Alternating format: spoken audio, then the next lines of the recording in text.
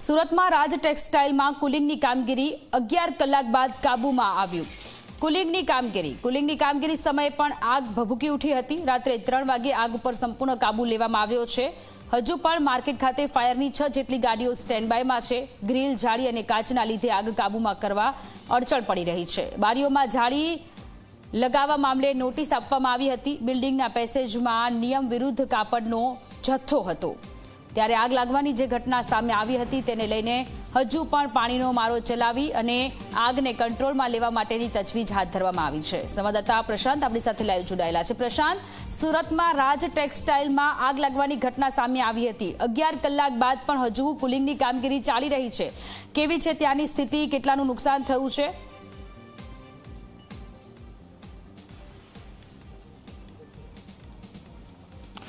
જી સોનલ, બિલકુલથી તમને હું દ્રશ્ય બતાવીશું કે આપણે આજે રાજ ટેક્સટાઇલ માર્કેટના 7મા માળે છે। આ દ્રશ્ય જોઈ શકાય છે, ભયાનક દ્રશ્ય છે। આખું સ્ટ્રક્ચર જે હોય એ રીતના અહીં આખું નમી ગયું હોય કે તૂટી ગયો તસ નહસ આખું જોવા મળી રહ્યું છે। તમે દ્રશ્યમાં જોઈ શકો છો કે આ શટલ જે છે કઈ અવસ્થામાં જોવા મળી રહ્યું છે। જ્યારે જે આગનો બનાવ બન્યો હતો, ભયંકર રીતે આખી ઘટના સર્જાઈ હતી। આગ આ રીતના પસરી હતી કે આખા 8મા માળને ચપેટમાં લઈ લીધી હતી। સિન્થેટિક મટીરિયલ હોવાના કારણે આગ થમવાનું નામ નહીં લીધું હતું। હાલ આ દ્રશ્ય જોઈ શકાય છે કે આ કાપડનો જથ્થો જોઈ શકાય છે કે કઈ રીતના કરોડો રૂપિયાનું નુકસાન જે છે આ માર્કેટમાં થયું છે। હાલ જોઈ શકાય કે જે રીતના વ્યાપારીએ પોતાના ગોડાઉનની અંદર જે છે જથ્થો રાખ્યો હતો, તમામ જે છે કરોડો રૂપિયાનો માલ સામાન આગની ચપેટમાં બળીને ખાખ થઈ ગયો છે।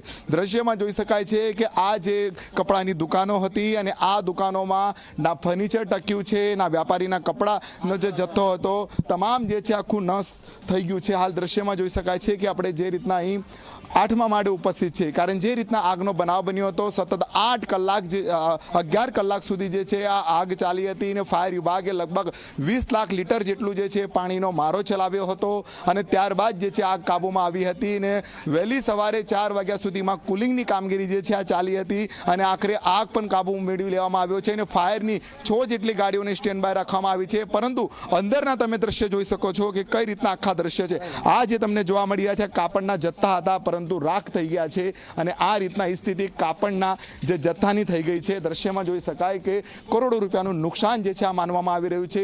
આખું જે બિલ્ડિંગનો ભાગ હતો અને જે કંઈ ફર્નિચર કરવામાં આવ્યું હતું, ફર્નિચર નજર પડતી નહોતું અને જે આખું સ્ટ્રક્ચર હતું આ રીતના નીચે તહસ નહસ થઈ ગયું છે। શટલો બચ્યા નથી, કારણ આપણે જે લોબી જોઈ રહ્યા છે આ લોબી છે અને અલગ અલગ બધી દુકાનો આવેલી હતી, પરંતુ આખું દુકાન જે છે નષ્ટ થઈ ગઈ છે। કશે જ કશો કપડાનો જથ્થો દેખાતો નથી, ફર્નિચર દેખાતું નથી। જે રીતના વ્યાપારીઓ જે છે લગ્ન સરાગીનો માલ જે જથ્થો સંગ્રહ કરીને રાખ્યો હતો, એટલે જાણવા મળ્યું છે કે 22 જેટલી દુકાનો હતી આ અને તમામ 22 જેટલી દુકાનો જે છે આગની ચપેટમાં નષ્ટ થઈ ગઈ છે।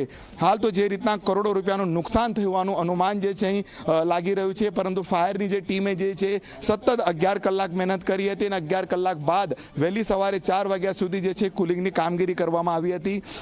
હાલ આ ભયાનક દ્રશ્ય જી 24 કલાકના કેમેરામાં કેદ થયા છે। જોઈ શકાય છે કે જે રીતના આખી આ પરિસ્થિતિ જે છે કઈ રીતના આખા માર્કેટમાં સર્જાઈ હતી। વ્યાપારીઓને જે છે ક્યાંક રડવાનો વારો આવ્યો છે। ત્યારે મહત્વની વાત એ પણ કહી શકાય કે 11 કલાકની આગની કામગીરીમાં ફાયરના જવાનોને પણ જે છે હાલાકીનો સામનો કરવો પડ્યો હતો, કારણ જે રીતના અહીં ફાયર સેફટીના તો સાધનો હતા, પરંતુ જે રીતના ફાયર સરળતાથી આ બિલ્ડિંગમાં પ્રવેશી શકે અને આગ પર કાબુ મેળવી શકે તે સ્થિતિ અહીં જોવા ન મળી હતી। બારી તોડવાની નોબત પડી હતી ને ત્યારબાદ પાણીનો મારો ચલાવવામાં આવ્યો હતો, પરંતુ હાલ આ સિન્થેટિક મટીરિયલ હોવાના કારણે આગ થમવાનું નામ નહીં લઈ રહી હતી અને હાલ તમે જોઈ શકાય કે ગોડાઉનની અંદર જે માલ હતા આખો તમામ માલ સામાન નષ્ટ થઈ ગયો છે અને ફાયરની અલગ અલગ ટીમ પણ હાલ 6 જેટલી ટીમ જે છે અહીં કાર્યરત છે।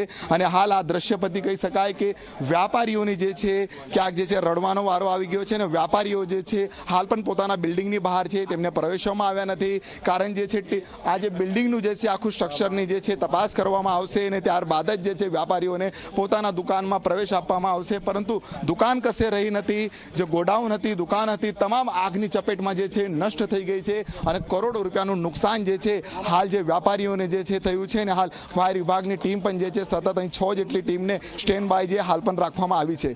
જી સોનલ, આભાર પ્રશાંત તમામ વિગતો માટે। તો સુરતમાં જે આગ લાગવાની ઘટના 11 કલાકનો સમય વીતી ગયો છે, હજુ પણ ફાયર વિભાગની ટીમને તકલીફ પડી રહી છે। આગને કંટ્રોલમાં લેવા માટેની તજવીજ અત્યારે પણ શરૂ છે।